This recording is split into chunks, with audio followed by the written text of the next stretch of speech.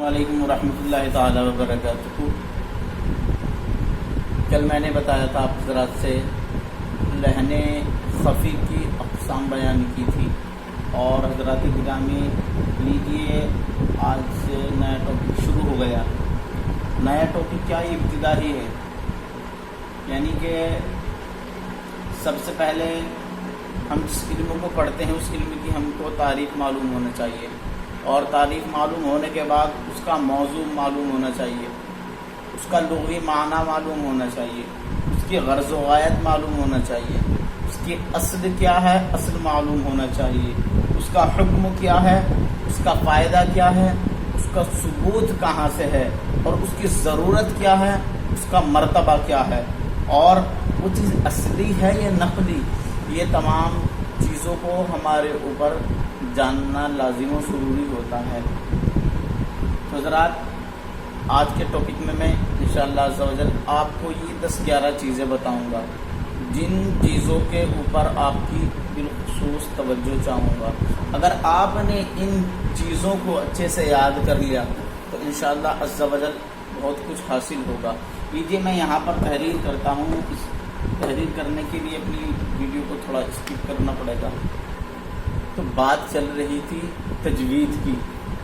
تجوید کی تعریف یہ ہے، تعریف ایسے قواعد کو کہتے ہیں، اس کو ایسے قواعد کو کہتے ہیں جن سے حروف قرآنیہ کی صحت ہوتی ہے۔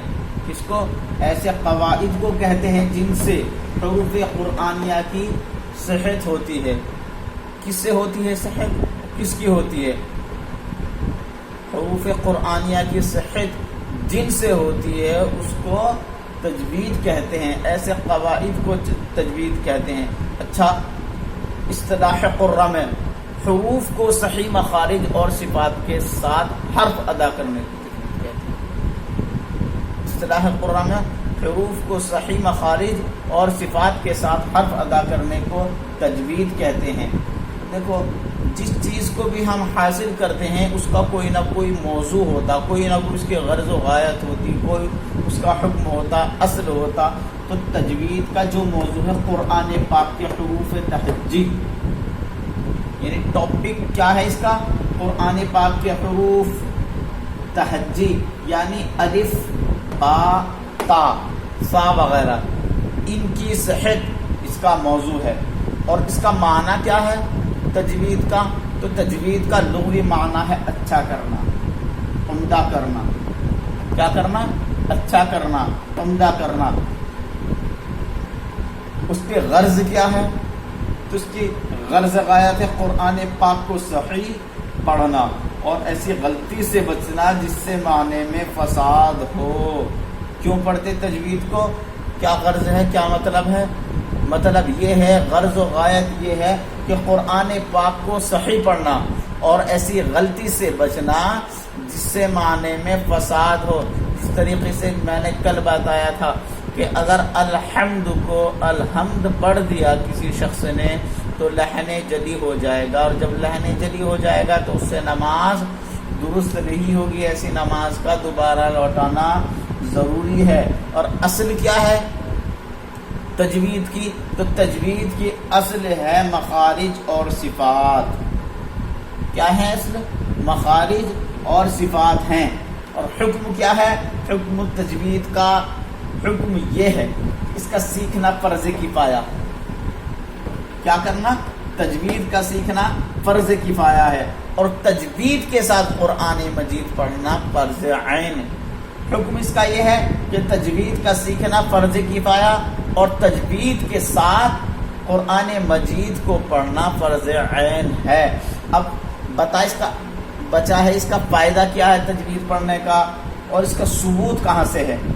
حضرات اس کا فائدہ یہ ہے کہ دونوں جہاں میں اللہ تعالیٰ کی خوشنودی حاصل کرنا، اور فائدہ اس کا یہ ہے کہ موافق نزول کے قرآن مجید کی تلاوت کرنا، یعنی کہ جس طریقے سے قرآن مقدس کا نزول ہوا ہے اسی طریقے سے قرآن پاک کی تلاوت کرنا۔ اور اب اس کا ثبوت بچا، ثبوت جو نیچے لکھا ہوا ہے، آپ حضرات کو نہیں دیکھ رہا ہوگا، میں فائدہ ثبوت ضرورت ابھی لکھتا ہوں، دیکھیے گا تجوید کا فائدہ کیا ہے تجوید کا، یعنی تجوید پڑھ کے ہم کو فائدہ کیا حاصل ہوگا؟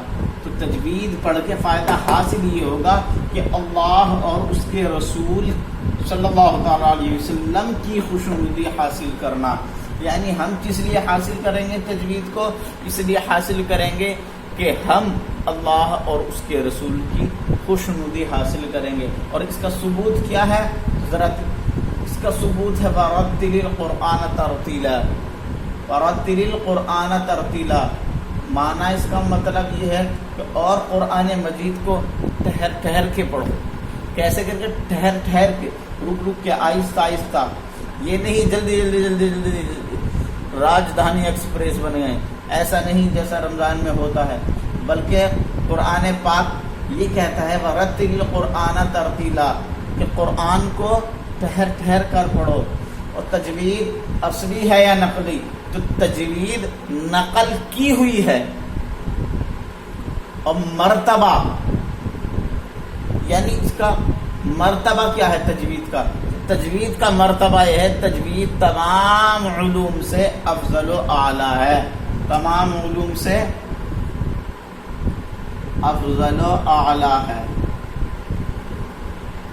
یہ آج کا سبق، انشاءاللہ عز و جل کل کو حروف کے مخارج بتاؤں گا، آپ حضرات توجہ رکھنا، اور ہو سکے تو زیادہ سے زیادہ چینل کو سبسکرائب کرنا اور ویڈیو کو شیئر کرنا۔ السلام علیکم ورحمۃ اللہ۔